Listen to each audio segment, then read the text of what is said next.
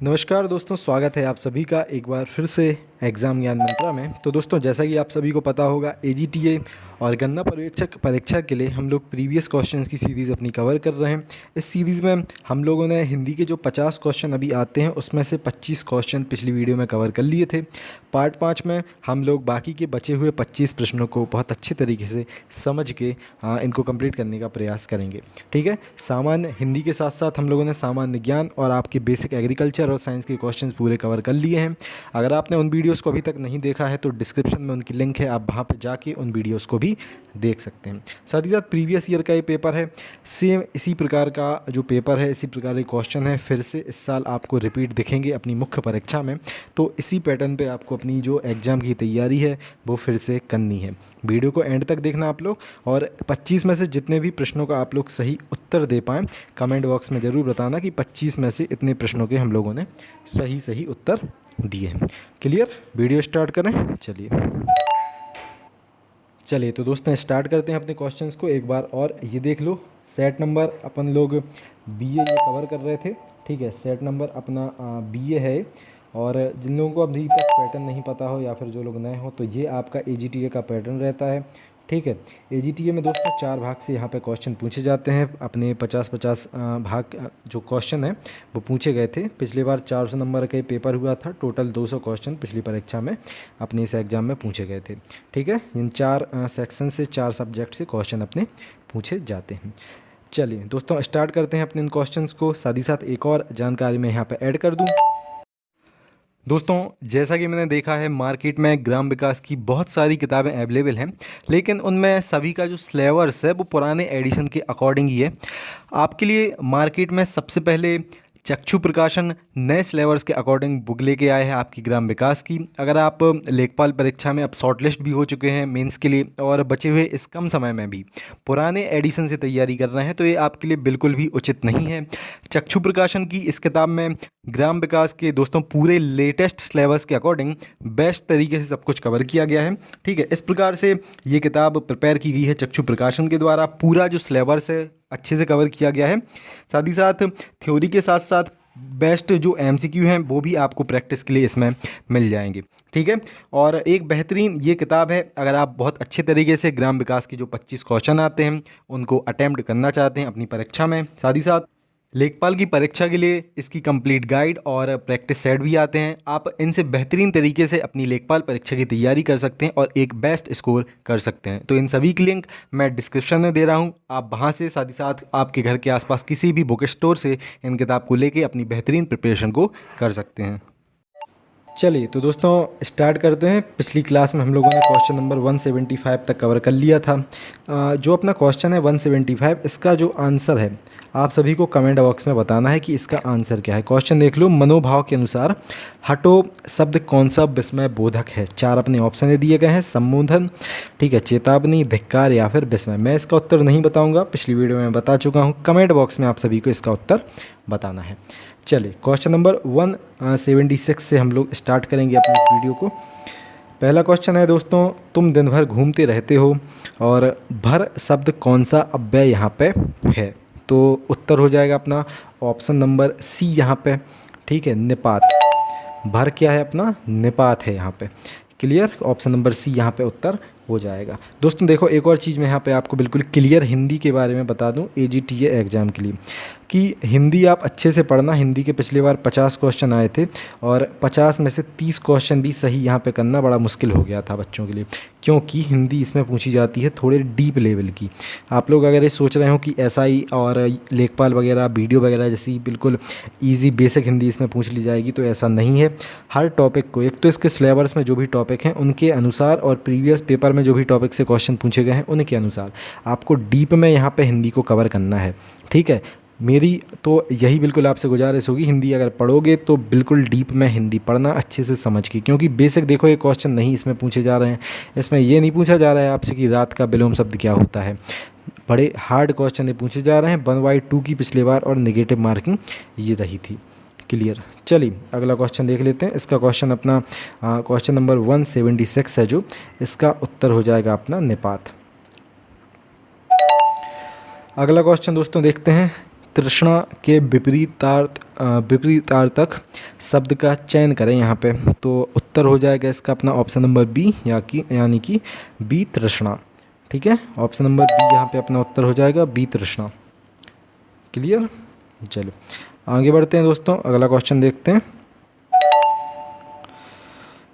अगला क्वेश्चन है अपना जहाँ पे प्रलाप का आशय दुखी या क्रोधित होकर व्यर्थ की बातें बोलना है, वहीं विलाप का आशय क्या होता है।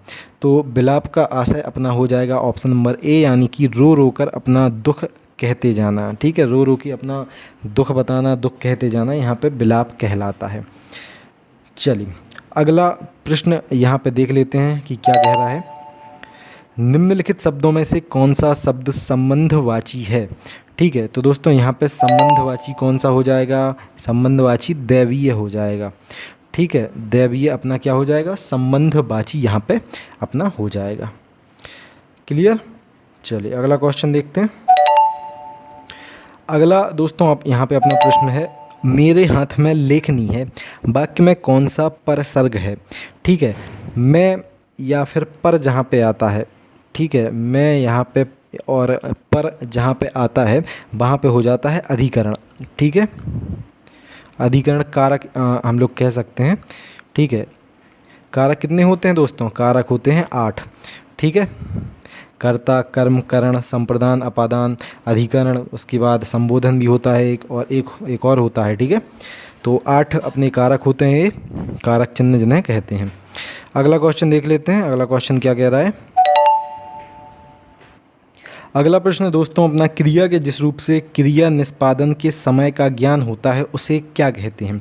तो ऑब्वियस सी बात है, काल होगा। ठीक है, यानी कि क्रिया जिस समय में की गई हो, तो उत्तर क्या हो जाएगा अपना, काल दोस्तों हो जाएगा। अब ऐसे क्वेश्चन, ये निष्पादन वगैरह, ये ऐसे वर्ड आते हैं कि बच्चे बहुत ज़्यादा कंफ्यूज हो जाते हैं। तो एक काल वगैरह के आपको जो भी टॉपिक हैं अच्छे से कवर करके जाना है अपनी परीक्षा में। ठीक है, ये डेफिनेशन दी रहती है उस टॉपिक में जब आप काल वाला पार्ट पढ़ोगे। ठीक है, कि क्रिया के जिस रूप से काम के होने का समय आपको ज्ञात हो उसको क्या कहते हैं, तो काल कहते हैं उसको। चलिए अगला क्वेश्चन देख लेते हैं। वाक्य में प्रयुक्त शब्दों में परस्पर सामंजस्य को क्या कहते हैं। ठीक है, वाक्य में जो शब्द प्रयोग होते हैं उनमें परस्पर जो सामंजस्य होता है उसको क्या कहा जाता है दोस्तों। तो इसको कहा जाएगा आपका ऑप्शन नंबर, इसका हो जाएगा बी, यानी कि अन्वय। ठीक है, ऑप्शन नंबर बी यहाँ पे अपना उत्तर हो जाएगा। अब फिर से मैं ये चीज़ आपको बता रहा हूँ, देखो ये क्वेश्चन आप लोग देख लो। जो लोग इजी क्वेश्चन समझ रहे हो कि अरे हिंदी पढ़ लेंगे, 4 दिन में हिंदी कंप्लीट हो जाएगी, पेपर दे आएंगे, तो भाई कल्याण हो जाएगा फिर आपका। नेगेटिव मार्किंग पिछली बार बहुत तगड़ी आई थी और इस बार भी मुझे जहाँ तक लग रहा है 1/2 की अगर पूछी गई तो कट ऑफ फिर से आगे पीछे हो जाएगी। ठीक है, इसलिए अच्छे से पढ़ के जाओ अपनी परीक्षा में, जहाँ से हो सके जितना हो सके तैयारी करके जाओ, खासकर ऐसे टॉपिक्स में जो बड़े हार्ड आपके पिछली बार पूछे गए थे और इस बार पूछे जाएंगे। अगला क्वेश्चन देखते हैं। किसी राजपत्रित अधिकारी की नियुक्ति, पदोन्नति, अवकाश, स्वीकृति और उनके स्थानांतरण की सूचना को राजपत्र में प्रकाशित करने के लिए किस पत्र का प्रयोग यहाँ पे किया जाता है। तो दोस्तों ये हो जाएगा अपना ऑप्शन नंबर सी, यहाँ पे अधिसूचना। ठीक है, अधिसूचना अपना उत्तर यहाँ पे हो जाएगा ऑप्शन नंबर सी। क्लियर है। चलिए अगला क्वेश्चन दोस्तों यहाँ पे देख लेते हैं क्या पूछा गया है। अगला प्रश्न है अपना, निम्न में से कौन सा शब्द प्रयत्न और उच्चारण के आधार पर व्यंजन का वर्गीकरण नहीं है। ठीक है, यानी कि व्यंजन का वर्गीकरण जब हम लोग करते हैं तो इनमें से कौन सा नहीं है आपको ये बताना है। तो उत्तर हो जाएगा अपना क्वेश्चन नंबर 184 का ऑप्शन नंबर सी, यानी कि सघोष। ठीक है, सघोष अपना उत्तर यहाँ पे हो जाएगा। क्लियर है। चलिए अब एक और चीज़ दोस्तों यहाँ पे देख लो कि व्यंजन को मुख्य रूप से, ठीक है, कितने प्रकार से वर्गीकृत किया गया है। तो 5 रूपों में वर्गीकृत व्यंजन को किया गया है। ठीक है, 5 रूपों में। पहला होता है आपका स्पर्श व्यंजन। ठीक है, दूसरा होता है आपका अंतस्थ व्यंजन। तीसरा दोस्तों आपका पूछा जाता है ऊष्म व्यंजन, जो यहाँ पे आपको ऑप्शन नंबर डी में दिख रहा है। फिर आपका आगत व्यंजन होता है। ठीक है, और उसके बाद आपका लास्ट होता है संयुक्त व्यंजन। संयुक्त व्यंजन बहुत ज़्यादा पूछे जाते हैं। ठीक है, तो संयुक्त व्यंजन कौन कौन से होते हैं ये भी देख लो। छा, त्रा, ज्ञा और श्रा होते हैं आपके संयुक्त व्यंजन। कौन कौन से, छा हो गया आपका, त्रा हो गया ठीक है, उसके बाद ज्ञा हो गया और उसके बाद हो गया आपका श्रा। ये आता है आपका संयुक्त व्यंजन में। स्पर्श व्यंजन में आपका का, चा, टा, तापा जो 5 वर्ग होते हैं उसके व्यंजन आते हैं। हम लोग जब क्लास करेंगे हिंदी की तो इसको अच्छे से डिस्कस एक बार कर लेंगे। ठीक है, आगे चलिए देखते हैं अपना अगला है दोस्तों अपना क्वेश्चन, जिन स्वरों के उच्चारण में 2 मात्रा का समय लगता है या ह्रस्व से दोगुना समय लगता है, ठीक है, उनको क्या कहा जाता है यहाँ पे? तो दोस्तों इसको कहा जाता है अपना, ठीक है, मेरे हिसाब से तो दोस्तों इसको प्लुत कहा जाएगा। ठीक है, जिनमें आपका ह्रस्व से ज़्यादा समय लगेगा उसको कहा जाएगा दोस्तों अपना प्लुत। वहाँ भी चाहता हूँ दोस्तों, इसका उत्तर आपका दीर्घ ही होगा ये। ठीक है, गुरु यहाँ पे जो लिखा है ये हो जाएगा। ह्रस्व में थोड़ा मैं कंफ्यूज हो रहा था। ठीक है, आपके जो ह्रस्व होते हैं ना आप मूल स्वर भी कहते हैं। मूल स्वर और ह्रस्व स्वर आपका एक ही होता है। ठीक है, और ह्रस्व स्वर कौन कौन से होते हैं? छोटा, छोटी, छोटाऊ, ऋषि। ह्रस्व स्वर कौन कौन से होते हैं आपके? छोटा, छोटी, छोटाऊ और ऋषि जो होता है ये आपका ह्रस्व स्वर में माना जाता है। गुरु यहाँ पे जो दिए गए हैं, ठीक है, इन्हें आप दीर्घ स्वर भी कहते हैं। इसमें आपका बड़ा आ जाता है। ठीक है, इसमें आपका आ जाएगा बड़ा, बड़ी, बड़ऊ। ठीक है, बड़ऊ आपका ऐसा बनता है ना, तो बड़ा, बड़ी, बड़ऊ, उसके बाद ए। ठीक है, आए। ठीक है, ए, आए, ओ, आओ, ये सब आपके दीर्घ में आ जाते हैं। इनको आप गुरु स्वर भी कह सकते हैं। ह्रस्व स्वर कितने होते हैं? 4 होते हैं आपके ह्रस्व स्वर और 7 होते हैं आपके दीर्घ या फिर गुरु स्वर। क्लियर? चलिए, ये क्वेश्चन अच्छे से समझ में आया। अगला क्वेश्चन देख लेते हैं कि अगला क्वेश्चन क्या कह रहा है यहाँ पे। 186 बहुत ही अच्छा क्वेश्चन है दोस्तों। क्वेश्चन है अपना ये, जिस व्यंजन ध्वनि के उच्चारण के समय स्वर तंत्री में कंपन होता है, उच्चारण स्थान के आधार पर ध्वनियों के वर्गीकरण में उसको क्या स्थान मिला है? तो दोस्तों काकल्य कहा जाता है उसको। ठीक है, इनको काकल्य या फिर स्वर तंत्रीय व्यंजन कहा जाता है। स्वर तंत्रीय व्यंजन। ठीक है, और काकल्य और स्वर तंत्रीय व्यंजन कौन कौन से होते हैं? ये क्वेश्चन दोस्तों आपका एक जिला क्रीड़ा अधिकारी ऐसा ही कुछ एक पेपर था, वीडियो के पहले हुआ था वो एग्जाम, मुझे अच्छे से याद है। ठीक है, युवा कल्याण अधिकारी, हाँ ये वाला क्वेश्चन युवा कल्याण अधिकारी आपका जो 2018 में एग्जाम हुआ था वहाँ पे आया था। काकल्य दोस्तों होता है हा और आहा, इसको अच्छे से याद कर लेना। स्वरतंत्र या फिर काकल्य व्यंजन कौन कौन से होते हैं? स्वरतंत्र और काकल्य होते हैं। एक तो हा होता है और एक आहा होता है। ठीक है, साथ ही साथ दोस्तों एक और चीज़ आप यहाँ पे देख लो कि स्वर तंत्रियों में कंपन के आधार पर व्यंजन को और 2 भागों में डिवाइड किया गया है। एक होते हैं आपके अघोष और एक होते हैं आपके घोष या फिर सघोष। कौन कौन से? एक तो हो जाएंगे आपके अघोष, ठीक है, और एक हो जाएंगे आपके घोष या फिर सघोष। ये घोष सघोष एक ही चीज़ है, अघोष दूसरी चीज़ है। हम लोग क्लासेस में इनको फिर अच्छे से डिस्कस करेंगे। क्लियर है इतना? चलिए अगले क्वेश्चन की तरफ बढ़ते हैं फिर। अगला क्वेश्चन है, संधि विच्छेद में यदि किसी वर्ग के प्रथम वर्ण से परे कोई अनुनासिक वर्ण हो तो संधि करते समय प्रथम वर्ण के स्थान पर उसी वर्ग का कौन सा वर्ण आ जाता है? भैया डीप में ये फिर से आपका क्वेश्चन पूछा गया है संधियों से। ठीक है, डीप में क्वेश्चन है बिल्कुल। ये बेसिक जो संधि विच्छेद आप पढ़ते हैं उससे थोड़ा अलग है। इसमें व्यंजन जब हम लोग कन्वर्ट करते हैं, व्यंजन का जब संधि विच्छेद करते हैं, ठीक है, तो वहाँ वाला ये टॉपिक है, बहुत अच्छा टॉपिक है। उत्तर हो जाएगा वैसे दोस्तों इसका ऑप्शन नंबर बी। ठीक है, उसी वर्ग के अनुनासिक अर्थात पंचम वर्ण को। ठीक है, ये इसका उत्तर हो जाएगा ऑप्शन नंबर बी। डीप में पढ़ लेना दोस्त, देखो डीप से ही क्वेश्चन पूछे गए हैं। पिछली बार हिंदी अच्छी खासी टफ, जहाँ तक मुझे लग रहा है, आपके टीए में पूछी गई थी। चलिए अगला क्वेश्चन देख लेते हैं। अगला दोस्तों अपना क्वेश्चन है, ध्वनि के अनुकरण के आधार पर जो शब्द निर्मित हो गए हैं और जिनकी व्युत्पत्ति अज्ञात है, ऐसे शब्दों को क्या कहा जाता है? ठीक है, तो दोस्तों ऐसे शब्दों को कहा जाएगा आपका देशज शब्द, यानी कि जिनकी व्युत्पत्ति नहीं पता है कि कहाँ से हुई है और जो शब्द निर्मित हो गए हैं, ठीक है, ध्वनि के अनुकरण से, तो इनको कहा जाएगा अपना देशज शब्द। ठीक है, जैसे आपका लोटा वगैरह होते हैं ना, ये सब देशज शब्द होते हैं। तत्सम शब्द आपके संस्कृत वाले शब्दों को कहा जाता है। ठीक है, तद्भव शब्द जो कि आपके अपडेट हो जाते हैं, संस्कृत से हिंदी वगैरह में आ जाते हैं, उनको आपकी तद्भव कहा जाता है। विदेश शब्द जैसे आपके पुर्तगाली आए अपने भारत में, उसके बाद अरबी फारसी भाषा के शब्द आए आपके, बाकी जैपनीज़ शब्द आए, डच शब्द आए, अंग्रेजी शब्द आए जैसे स्टेशन वगैरह आए, ठीक है, सुनामी वगैरह ये जैपनीज़ शब्द हैं, तो इन शब्दों को विदेशज कहा जाता है। प्राकृत शब्द हो जाते हैं उसके बाद, ठीक है। ये आपकी भाषा अपडेट हुई है, आप सभी को पता होगा भाषा का जब मतलब अपडेट ही है, इसको अब मैं हिंदी में क्या कहूँ। सबसे पहले दोस्तों आपकी संस्कृत थी, ठीक है, उसके बाद आपकी पाली आ गई, उसके बाद प्राकृत आ गई, उसके बाद अपभ्रंश आया, ठीक है, अपभ्रंश आया, उसके बाद अभट्ट आया यहाँ पे, ठीक है। तो ये भाषा अपडेट होती गई, उसके बाद वर्तमान में हिंदी चल रही है अपनी, ठीक है। तो इसका क्रम भी कभी कभी पूछ लिया जाता है कि कैसे कैसे भाषा का विकास हुआ। तो संस्कृत, ठीक है, उसके बाद पाली, फिर प्राकृत, फिर अपभ्रंश, ठीक है, फिर अभट्ट, ठीक है, उसके बाद प्रारंभिक हिंदी। ये आपका इसमें मतलब कि संस्कृत का विकास क्रम होता है। क्लियर? आई थिंक आपको बहुत अच्छे से समझ में आ गया होगा। अगला क्वेश्चन अब हम लोग देखते हैं क्या कह रहा है। व्युत्पत्ति के आधार पर संज्ञा के कितने भेद होते हैं? तो दोस्तों व्युत्पत्ति के आधार पर संज्ञा के आपके भेद हो जाएंगे 3, ठीक है। व्युत्पत्ति के आधार पर संज्ञा के कितने भेद हो जाएंगे? तो 3 भेद हो जाएंगे आपकी संज्ञा के व्युत्पत्ति के आधार।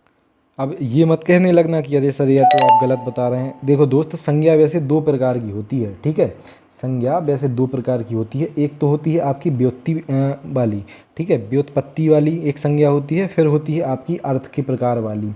व्युत्पत्ति के आधार पर दोस्तों संज्ञा होती है 3 प्रकार की। एक होती है आपकी ऋण, उसके बाद होती है आपकी यौगिक, ठीक है, उसके बाद होती है आपकी योग ऋण, ठीक है। 3 होती हैं, संज्ञा ही होती है, ऋण यौगिक योग ऋण, आप सभी ने सुना होगा। अब यही तो पेपर बनाने वाले का दिमाग यहाँ पे खेल रहा है, बहुत अच्छे डीप में क्वेश्चन पूछे जा रहे हैं। तो 3 प्रकार की होगी आपकी व्युत्पत्ति के आधार पर, जिसमें ऋण यौगिक और योग ऋण है। अर्थ के आधार पर दोस्तों संज्ञा हो जाती है 5 प्रकार की फिर, ठीक है। अर्थ के आधार पर संज्ञा कितने प्रकार की होती है? 5 प्रकार की, जिसमें व्यक्तिवाचक, जातिवाचक, समूहवाचक, द्रव्यवाचक और भाववाचक ये संज्ञा होती है। एक बार फिर से मैं बता रहा हूँ, अर्थ के आधार पर संज्ञा होती है 5 प्रकार की। एक हो जाएगी आपकी व्यक्तिवाचक, ठीक है, उसके बाद एक हो जाएगी आपकी जातिवाचक, फिर हो जाएगी आपकी एक समूहवाचक, ठीक है, उसके बाद एक हो जाएगी आपकी द्रव्यवाचक और एक हो जाएगी आपकी भाववाचक, ठीक है। ये था दोस्तों संज्ञा वाला यहाँ पे पार्ट। आगे अगर हम लोग देखें, समानाधिकरण किस अव्यय का भेद है? अव्यय वाले इसमें बहुत सारे क्वेश्चन दोस्तों पूछे गए हैं।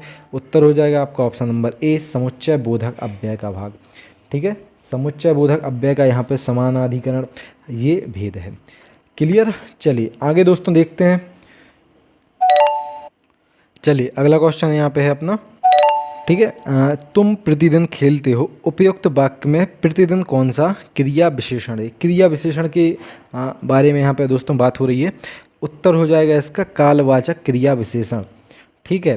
प्रतिदिन के बारे में क्योंकि यहाँ पे बात हो रही है तो एक कालवाचक आपका विशेषण हो जाएगा। विशेषण के बारे में दोस्तों थोड़ी हम लोग बात करें अगर, तो 4 प्रकार के अपने होते हैं विशेषण, ठीक है। विशेषण होते हैं 4 प्रकार के। ये वाला क्वेश्चन वैसे क्रिया विशेषण से आया है, अलग टॉपिक है, मैं विशेषण के बारे में बात कर रहा हूँ। एक तो होता है गुणवाचक, परिमाणवाचक, संख्यावाचक और सार्वनामिक विशेषण, 4 होते हैं विशेषण। क्लियर है? चलिए आगे का अगला क्वेश्चन हम लोग देखते हैं कि क्या पूछा गया है। संदेह, संशय में संदेह का अर्थ जहाँ पे मन में कुछ होने की शंका होना है, वही संशय का अर्थ क्या है दोस्तों? ठीक है, तो दोस्तों संशय का उत्तर हो जाएगा अपना ऑप्शन नंबर डी। यहाँ पे वास्तविकता के लिए अनिश्चय की स्थिति, यानी कि थोड़ा संशय उत्पन्न हो रहा है किसी चीज़ में। ऑप्शन नंबर डी अपना यहाँ पे उत्तर हो जाएगा। क्लियर है? चलिए अगला क्वेश्चन देख ले। अगला क्वेश्चन हम लोग देखते हैं। तो किसी व्यक्ति या वस्तु को ना अपनाना वाक्यांश के लिए उपयुक्त शब्द का चयन करें। जब किसी वस्तु या फिर व्यक्ति को नहीं अपना रहे हैं तो उसका हम लोग क्या कर रहे हैं, उसका हम लोग बहिष्कार कर रहे हैं। ठीक है, उत्तर हो जाएगा अपना ऑप्शन नंबर ए। अब इसमें बहिष्कार और तिरस्कार, ठीक है, दो बिल्कुल पास पास चीज़ें हैं। इनमें बच्चे बहुत ज़्यादा कन्फ्यूज हुए होंगे इस पेपर में, लेकिन उत्तर हो जाएगा इसका ऑप्शन नंबर ए अपना बहिष्कार। क्लियर? चलिए अगला क्वेश्चन दोस्तों देख लेते हैं क्या पूछा गया है।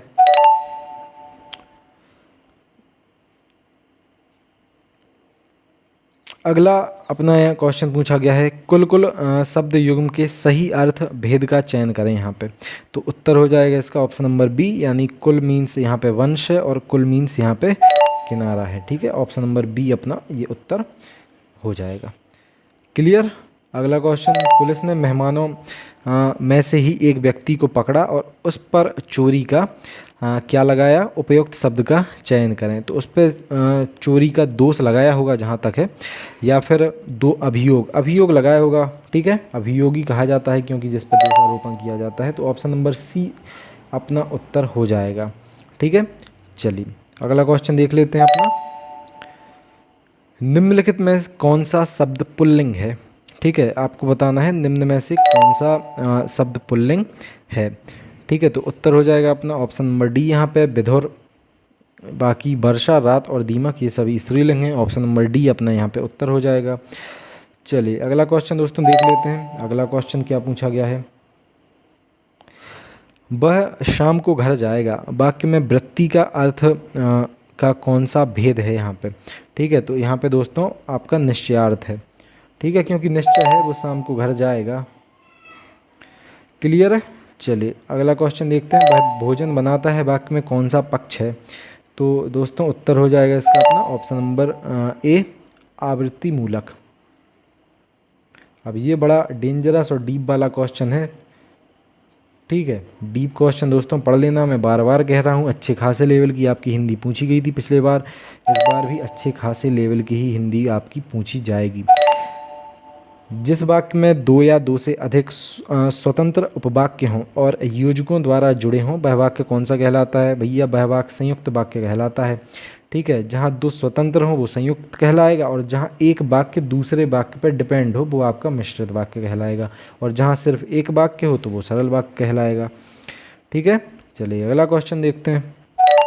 लास्ट क्वेश्चन है अपना। ठीक है, लास्ट क्वेश्चन है दोस्तों ये अपना, तुम बड़े चालाक हो, इस वाक्य में कौन सी अशुद्धि है।